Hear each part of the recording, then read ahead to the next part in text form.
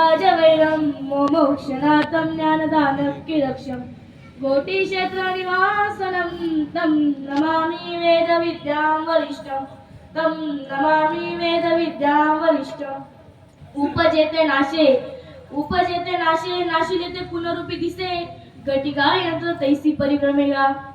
ज्ञानोबराय ज्ञानेश्वरीच्या दुसऱ्या अध्यायात सांगतात, काय सांगतात? उपजेते नाशे नाशिते पुनरुपी दिसे एक घटिका यंत्र तैसी परिभ्रमेगा. म्हणजे इथं जो जीव जन्माला येणार आहे तो मरणार आहे आणि परत जन्माला येणार आहे. हा जन्म मरणाचा फेरा हा असाच चालू राहणार आहे. एक घटिका यंत्र. ज्ञानोबराय आपल्या शरीराला घड्याळाची उपमा देतात. समजा जसं घड्याळे एक वर किंवा दोन वर काटा आहे, तो तसाच राहणार का? तो फिरून परत तिथंच येईल. तसा आपला हा मनुष्य देह 84 लक्ष यमुच्या फेरा फिरून परत तिथंच येतो. मग आपल्याला मनुष्य देह भेटला तर तो कसा आणि का भेटला? मग आपलं जर पुण्य जास्त असेल तर आपण स्वर्गात जातो, पाप जास्त असेल तर नरकात जातो. आणि पुण्य जास्त असेल, पुण्य संपलं की आपण परत मनुष्य देहात येतो. मग आपण मनुष्य देहात आलो, मग आपण का आलो? आपण देवाचं नामस्मरण करण्यासाठी आलो. पण आपण प्रपंचात लागलो. आपण काय करतो? ही गाडी माझी, ती गाडी माझी, हा बंगला माझा, तो बंगला माझा, हे माझं ते माझं. आपण प्रपंचात लागलो. तुकाराम महाराज म्हणतात, संसारी असावे पण असूनही नसावे. संसार पण करायचा आणि परमार्थ पण करायचा.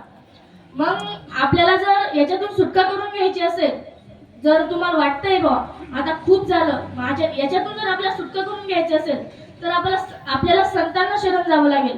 आपल्याला त्यांच्याकडून नाम घ्यावं लागेल, अनुग्रह घ्यावा लागेल.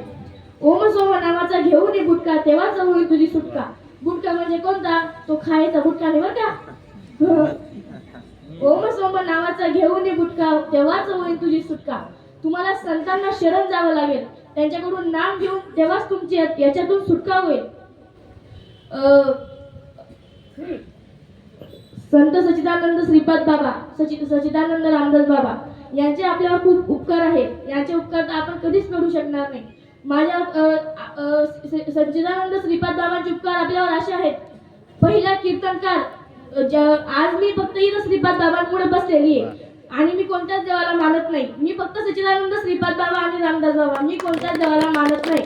मला फक्त मी 4थीत असताना अनुग्रह घेतलेला आहे. मी फक्त श्रीपाद बाबा आणि रामदास बाबांना मानते. मला कोणताच देव चालत नाही. माझ्या श्रीपाद बाबांनी माझ्यावर खूप उपकार केले. त्यांच्यामुळे इथं बसलेली आहे त्यांनी. आणि त्यांच्यामुळे महिला कीर्तन करायला लागलेल्या आहेत. पहिली महिला कीर्तन करत असेल तर फक्त सच्चिदानंद श्रीपाद बाबांमुळे, फक्त श्रीपाद बाबांमुळे. त्यांच्यामुळे आज मी इथं बसलेली. त्यांचे उपकार मी कधीच करू शकत नाही. बोलता बोलता माझ्या तोंडातून काही गलत शब्द निघाला असेल तर मला माफ करा. प्रवचन